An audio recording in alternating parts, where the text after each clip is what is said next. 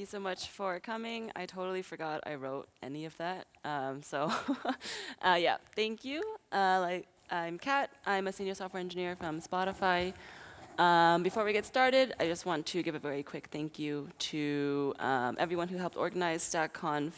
It's a really great experience so far. We're just in the beginning. It's my first in-person conference in like over almost 3 years.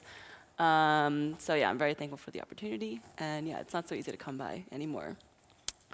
And yeah, today we are doing a deep dive into Spotify's outage on the 8th of March, which was earlier this year. Maybe you remember, maybe you don't. But it was, I would say, probably the most widespread and disruptive, had the most widespread and disruptive user impact for as long as I can remember, and I've been using Spotify very regularly for many years.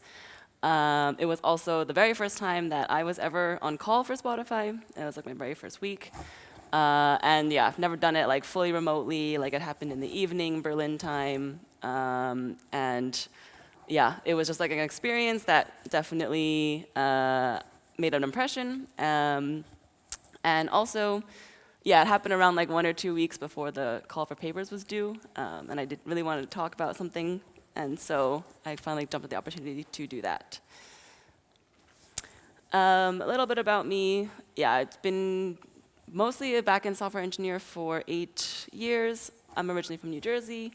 Went to school in Michigan, lived in California, but I've been in Berlin for like 6.5 years. So yeah, I guess I'm like a real Berliner.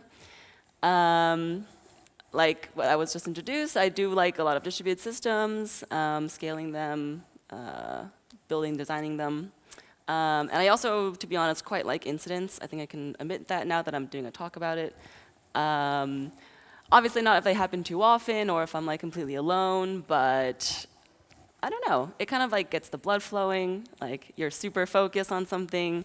Everyone is like working towards the same goal, and it's like pulling up graphs and like logs and like correlating data, so that's a lot of fun for me. And yeah, I've been at Spotify since October 2021, and I'm on the user platform tribe, and we're responsible for mostly the sign-up domain and also serving and storing of user data and user attributes for other teams. Okay, so let's talk about the outage itself. It was on the 8th of March in the evening. I remember this very clearly because it's International Women's Day, and if you live in Berlin, it's actually a day off. So this is a picture that I actually took. It was a beautiful day, especially for March. And yeah, I was like at the time getting ready for dinner and like making, chopping vegetables and stuff. And then like all of a sudden, the first like alert hits, and it's like, oh, we have an incoming error ratio of over 90%. And I'm like, already, okay, was it something that I pushed? Okay, no, I haven't pushed anything in like 24 hours. Did someone else push something? It's pretty late. It's like, okay, like, do I remember where I saved the command to like restart or kill pods? It's like all of that is going through my head, and like before I can even get on my laptop, second one hits, and it's like endpoint error ratio for service 2 over 2.5%. I'm like, okay, something is quite wrong. And later, like clients of service 3 are reporting 500s. And these are like the actual Slack messages that came from PagerDuty. And then just like request failures, like stuff is wrong. So at this point, yeah, I'm like thoroughly sweating. It's like PagerDuty is going off every, I don't know, it's like 15, 20 seconds because we have so many alerts on so many services. So even after acknowledging one or like closing one, like they just keep coming and coming. And by the time I got to open our monitoring, we use Grafana for this. Unfortunately, I don't have a lot of the statistics from the event, from the incident, but I do have a couple screenshots. So this one is like from the Memcache instance. You can see it's like doing a lot of, there's quite a lot of traffic, and then all of a sudden it hits 0. This one is also, error ratio goes from 0 and it really hits like 100. So this is a full-scale outage around like 610 UTC, 1810 UTC. So yeah, something is like obviously very wrong. I am just trying to get like my bearings. And once you sign on Slack, there's already a bunch of people online, and they're posting, hey, my Spotify account is down, and yeah, not only that, can't do anything. I'm actually being logged out, and I can't log back in. So this is, again, incidents happen more or less all the time, but this one had really quite a lot of user impact. And yeah, luckily, when there are like full-scale outages, people know that maybe it's not just something internal at Spotify. So there were also reports of like Discord being down, yeah, Snapchat, yeah, and Wikipedia, and so on and so forth.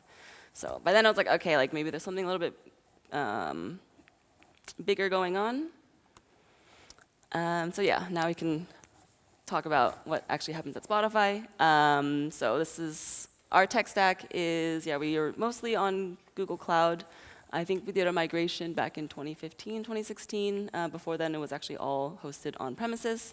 All of our services are Dockerized and running on Kubernetes. And they're built. We have our own internal build system, but it's based on Jenkins, so which is also quite typical. Something that's also quite cool is like Spotify develops Shio in-house, which is a Scala API for Apache Beam to run on Dataflow. There's a very strong data engineering culture in Spotify, and most backend, especially like platform teams, have to do some kind of like pipeline data processing, batch processing. So that's quite cool. That's something that I had not really had much exposure to so far in my career. We also are mostly using gRPC for our, at least new services. It's highly encouraged to adopt, mostly because it's, yeah, statically compiled, like there's, based on protobuf, like naturally interoperable, bidirectional streaming from the client and server. And yeah, it also is developed by Google as well. And also Backstage. Backstage is like kind of also developed in-house by Google. It is what we use very heavily as like a developer portal. And it's really cool. I mean, it's like a one-stop shop for links to your logs and your deployments and documentation and like all kinds of services. So it's really quite a nice ecosystem for your microservices. So you should definitely check it out if you're interested in something like that.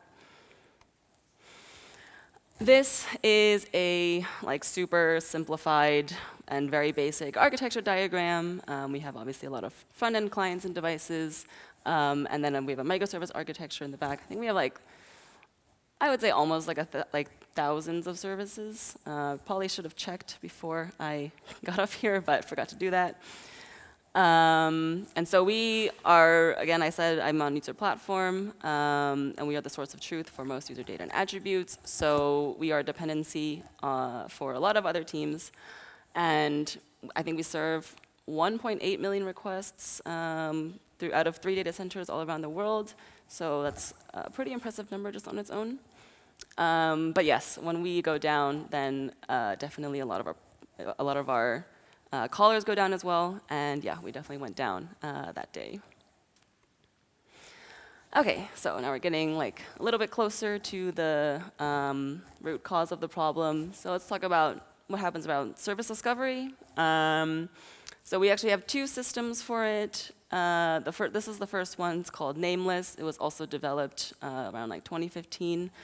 I think back when Spotify was still running on-premises servers. It's actually built on top of DNS, which is quite cool. So we have a lot of I think every company already has like DNS infrastructure. So just kind of add on to that for service discovery is quite clever. And it serves SRV records, which is a service record, which basically, if you're familiar with A records, which point to a specific instance, service records take a CNAME and map it to an IP and a port. So you can identify any kind of running service, any process on a machine. And again, DNS, I mean, it more or less powers the way that anyone finds anything on the internet. So it's definitely a tried and true kind of protocol, and so to reuse that for service discovery is quite cool. But there also are issues with it. So DNS propagation is naturally kind of slow. If you've ever like deployed a website or anything, you know that it takes like 15 minutes for an update to a record to propagate to all the top-level domain servers, authoritative servers, so on and so forth. And also, because it's a very simple protocol that has been around for many years, and yeah, again, is very heavily used. There's actually a lot of client-facing heavy logic to do a lot of the heavy lifting, because you actually have to like fetch the instances and like choose, and so there's a lot of not great aspects to that. Now this is Traffic Director. Traffic Director is a traffic control plane for service mesh. It's a GCP service, so it's fully developed and managed by Google.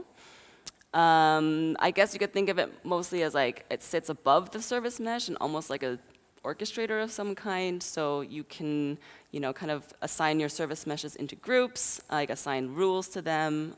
It also takes out does all the health checking for you. So Traffic Director itself does better load balancing and also has built-in service discovery. And it also just plays very, very nicely with gRPC clients. So if you're using like an updated version of gRPC, you can actually talk directly to Traffic Director. So theoretically, you might not even need any kind of like sidecar proxy. But even if you do have one, it works very well with that as well. So yeah, it's definitely more of like a modern service discovery and like load balancing service mesh system, and it also just augments the gRPC ecosystem. So it makes a lot of sense, I would say, for Spotify to adopt it. So one of our services was using Traffic Director at the time, and some of them are also using Nameless, so there's a bit of a mix. So yeah. Now that we have all of that context, we can go back to the incident. So yeah, you have your alerts. We know that something is definitely wrong from the graphs. So obviously the next thing would be to like, okay, let's check logs. So these are logs in, let's say, like service 1. So service 1 calls service 2. And I'd also like the good thing about a full-scale outage is that it's very easy to detect the problem because like it's happening at 100% rate. So it's like the logs are filled with like millions of these logs. And basically is like service 2 can't find the name. So it's trying to resolve service 2 and it can't do it. So effectively service 2 is not reachable because Traffic Director failed to resolve it. Pretty like normal, like not normal, but like typical incident. The service 2 is effectively just down. So luckily, for all the drama, the problem was pretty simple, and the solution was also quite simple. Luckily, there were a lot of like platform engineers already online, and they were already kind of on the phone with Google, who had confirmed that there was something with Traffic Director, and they were already kind of preparing pull requests to revert the services back to using Nameless. Our service was like first, and for us, service was like mostly restored by 7:40. So yeah, give or take. And yeah, at that point, most of like the difficult stuff was done.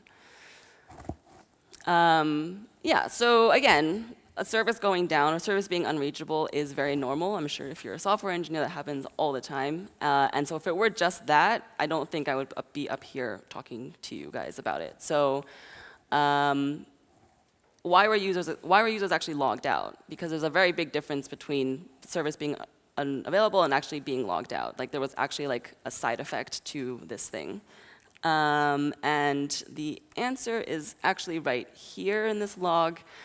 It failed to resolve the name, and the status of return was not found. So not found presumably because it cannot find the service. But again, this is service 1 calling service 2. So it looked like service 2 was returning a not found. So if you think about how like the request path looks, login service calls user account platform, and service 1 calls service 2, which returns not found, which makes it look like the user is not found. And then the return code back to the login service was like, the user doesn't actually exist. And so login service revokes the credentials at that point. So that ultimately was the reason why. And so now you have to ask, OK, well, why was it returning a not found? Again, it should have returned something like bad gateway, unavailable. And so the engineers on the authentication team did a lot of searching on, still in the same evening. It's probably like 8:30, 9 p.m. at this point. And they actually found this bug report on the gRPC Java. I mean, this is also open source and public. So I'm not sure who the engineer is. I don't think this person works for Spotify. But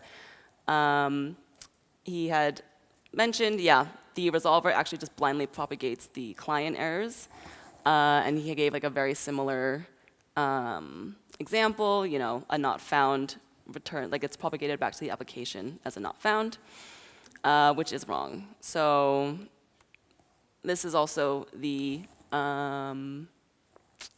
fix, very simple. You can see it just sets it to unavailable when there's an error. So now, hopefully, that doesn't happen again. And I guess theoretically, we just were not on the right client library at that point. So yeah, that was the fix there. So the actual aftermath, besides just the 30 minutes of downtime or so, it was about 50 million login sessions disrupted. And in the next days and weeks, there were actually 3 million new duplicate accounts created. And this is like public information. This was actually in the Q2 financial report. I didn't know about that until I read that. And I like to read the quarterly reports.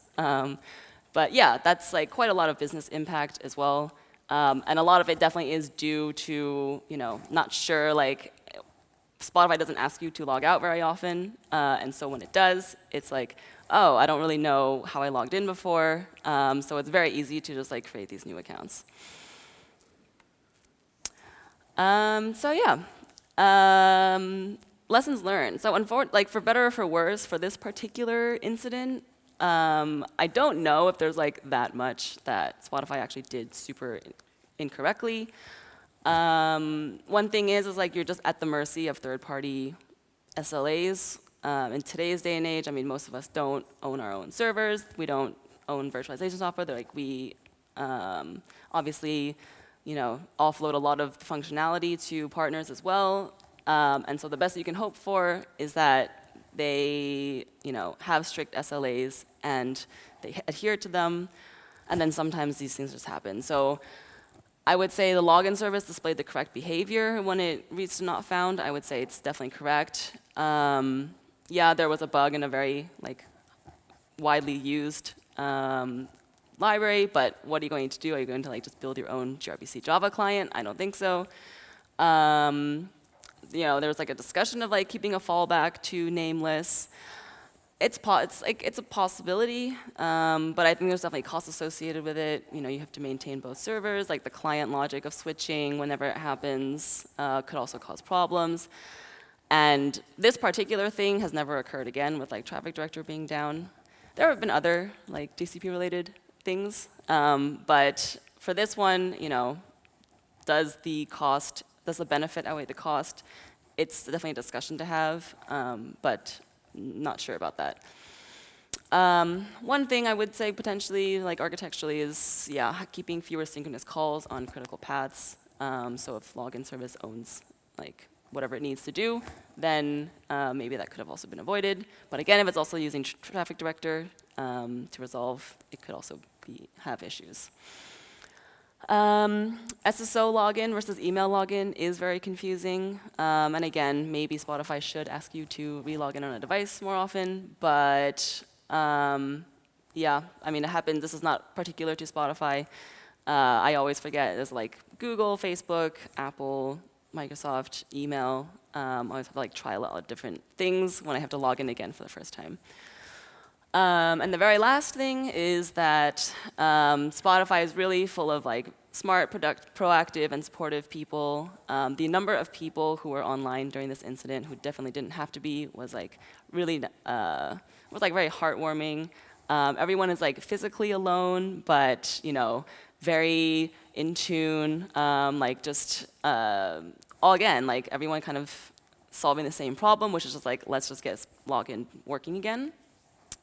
And they also definitely know how to have fun during an incident. So I had a lot of fun like scrolling through the conversations back then while I was doing the presentation. And there's just people sending a lot of tweets and memes to the channel. So Spotify trying to make the app work again, like that was probably literally me. Apparently that also went down. Apparently that was during an Apple event. I don't really remember that, but yeah, it's another one. There were a lot of friends actually telling me, sending me screenshots, also being like, hey, I can't log in, like, can you fix it? That I'm sure happens a lot to all of you here as well. Yeah, someone from Spotify sent this. And yeah, I would also agree. Radio's terrible anyway. No, that's not true. This is also like a laugh cry emoji, which is very accurate. It's also one of my favorite emojis. And then this one, I really have to give credit to my own teammate for Kirka. He was not on call at all, like did not have to be online at all, but like came online almost like faster than I did. And he was like, this was during the, not even before all the fixes had been deployed. Like we were still full on in like outage mode at the time, but I guess he had some downtime. He was like, now's the time to like make a meme. So he did that, sent it to the channel. And again, it just made me feel like much more like, yeah, a sense of like togetherness and like playfulness and like, things are bad, but again, it's like not the end of the world and we're all in it together. So again, it was a really nice experience, I would say. So yes, thank you to everyone at Spotify who was online then, like my own team and like the infrastructure team again for very quickly spotting the bug and contacting Google. Again, it was not a super complicated bug. It was not a super serious thing, but the impact was just like quite large. And yes, that's it. Thank you. Any questions?